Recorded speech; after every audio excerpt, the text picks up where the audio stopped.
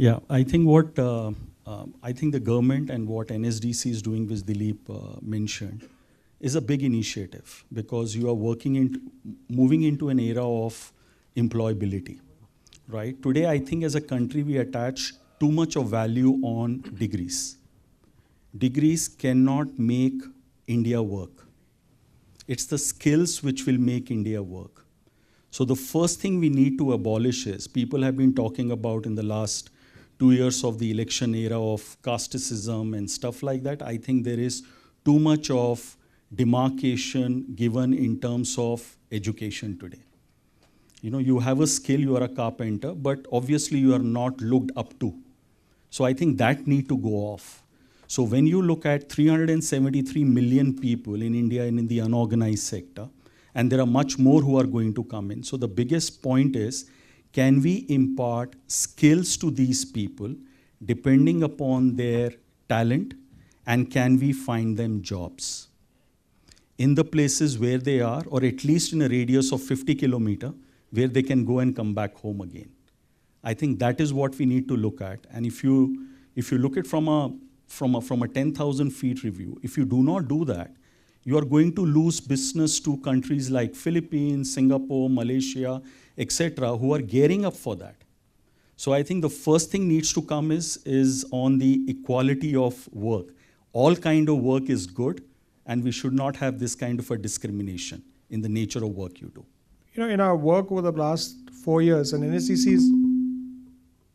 is only a 4-year organization, what we found was that there were at least 300 job roles that did not require a graduate to perform and actually go up the ladder. And in all the company advertisements, including the E ones on Monster, and you know, we have a different working relationship with Monster. We're trying something very innovative. We found that the minimum qualification for that job was listed as a graduate. And we started experimenting, and the first experiment we did was in Hubli. And this company actually took 12th class pass and trained them to be VSLI engineers.